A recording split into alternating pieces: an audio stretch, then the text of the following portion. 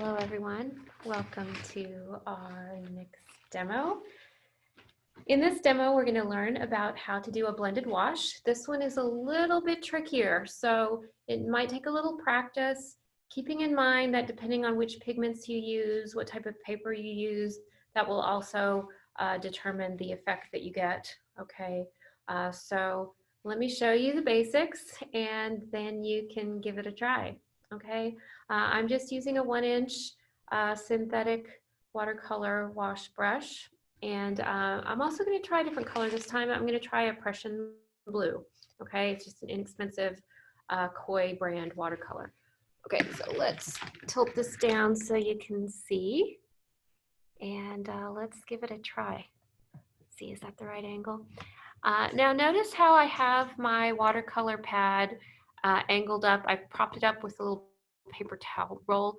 You can use anything to prop up your work surface at an angle.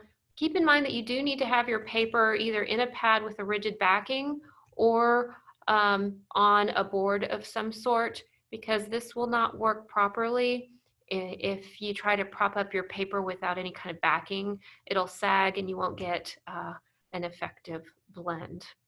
Your gradation will not work very well. Okay, so let's go ahead and give this a try. We're gonna swirl it around in the, this is my Prussian blue. Oh, that's a pretty color. Okay, we're gonna swirl it around, and in this case, we're gonna try to load it up fairly heavily. I'm gonna add a little bit more water because we do want it to flow, okay? So let's just start out. Now, what we're gonna have to be sure to do is when we make our stroke, we'll have to move in and do our next one fairly quickly because gravity is gonna do its work. We'll see a little bead forming and we'll need to catch that bead in the next stroke before it starts to absorb down into the paper too much, okay? So let's do our first stroke, and then we're gonna add water to our brush, catch the bead, and then we're gonna add more water to our brush, catch the bead. Remember, you've gotta catch that bead before it absorbs in. The more it absorbs into the paper, the more likelihood you're gonna have kind of a streak, which getting a little bit of a streak, but not too bad.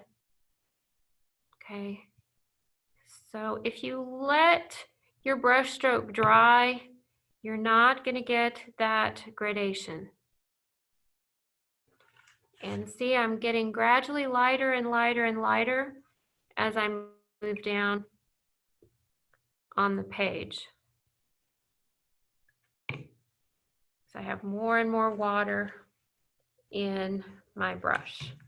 Okay, and then we'll just let it dry, and you have this beautiful gradation. Obviously, this can be really nice for a sky effect. And I will let you practice that, and I will see you in the next video. See you soon.